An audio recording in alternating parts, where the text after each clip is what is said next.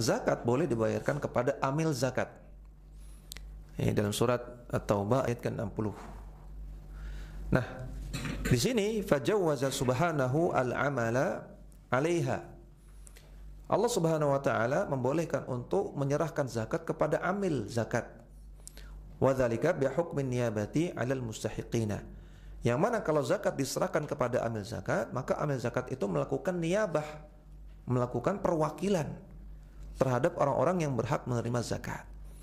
Ya, nanti amil zakat kan akan nyalurkan lagi ya kepada orang miskin, kepada orang fakir, kepada gharimin yang punya hutang, kepada ibnu sabil, kepada anak yatim, kepada mujahid dan yang lainnya. Maka ini bentuk wakalah. Ya, jadi praktek amil zakat ini bentuk wakalah dan Allah sebutkan dalam Al-Qur'an ya, dan Allah sebutkan dalam bentuk khobar atau khobar bermakna perintah, menunjukkan bahwasanya ini perkara yang masyru', yang dibolehkan. Dan perlu diketahui bahwasanya amil zakat ini adalah orang yang ditunjuk oleh ulil amri untuk mengelola zakat. Orang yang ditunjuk oleh ulil amri, harus ditunjuk oleh ulil amri, bukan sekedar orang nerima zakat kemudian nyalurkan kepada mustahik jadi amil. Enggak. Amil itu harus ditunjuk oleh ulil amri.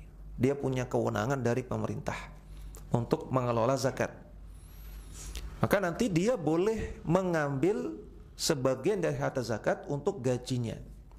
Boleh harta zakat dari kaum muslimin diambil sebagian sebagai gajinya. Boleh. Ya, kalau dia memang amil yang ditunjuk oleh pemerintah, oleh ulil amri dengan resmi, dengan sah. Adapun kalau orang yang dia menerima penyaluran zakat, kemudian dia nyalurkan zakat kepada yang berhak tanpa ditunjuk oleh ulil amri, maka boleh saja, tapi dia nggak boleh ngambil sebagian harta zakat sebagai upah, dia nggak boleh. Ini haram hukumnya, termasuk khianah, ya, termasuk perbuatan tidak amanah, khianah, dan juga termasuk makan harta orang lain dengan cara batil, nggak boleh, haram. Ya, dan bisa membuat harta zakat yang dibayarkan oleh orang-orang tidak sah. Ya, jadi kalau misalnya ada orang bayar zakat, ya, misalnya zakat dia 5 juta rupiah, ya, kemudian diambil, dipek sama orang yang menyalurkan ini 500 ribu. Padahal orang ini dia punya beban untuk bayar zakat 5 juta. Tadi hartanya 1 tahun, zakatnya 5 juta. Harusnya 5 juta ini sampai kepada orang miskin atau fakir, baru sah zakatnya. Dipek sama orang yang menyalurkan 500 ribu sampai ke orang miskin 4,5 juta.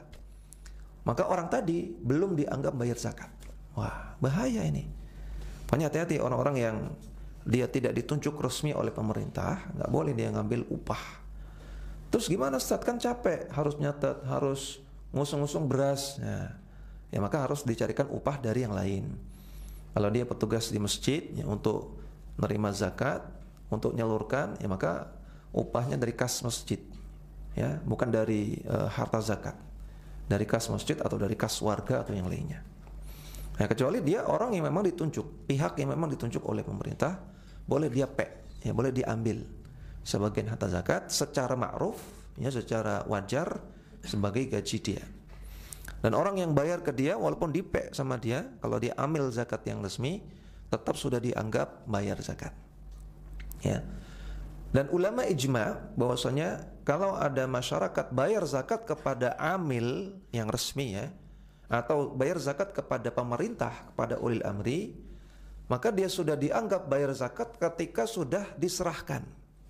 Ketika sudah diserahkan ke amil atau ke ulil amri. Walaupun hartanya masih dipegang ulil amri atau amil, belum diserahkan kepada mustahik. Walaupun hartanya masih di gudang misalnya. Ya, misalnya bayar zakat berupa beras. Ya, kemudian diserahkan kepada amil atau kepada pemerintah. Sama pemerintah ditaruh gudang dulu. Ya, untuk di stok dulu. Maka orang yang bayar tadi itu sudah dianggap sah zakatnya, sudah dianggap lunas zakatnya.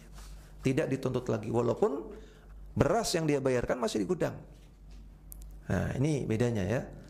Kalau petugas penyalur zakat yang ada di masjid yang tidak resmi, maka ketika orang yang bayar zakat itu menyerahkan harta zakat ke masjid, hartanya belum disampaikan kepada mustahik, belum dianggap bayar zakat, belum lunas sampai diserahkan kepada fakir miskin, ya gharimin, ibnu sabil dan yang lainnya.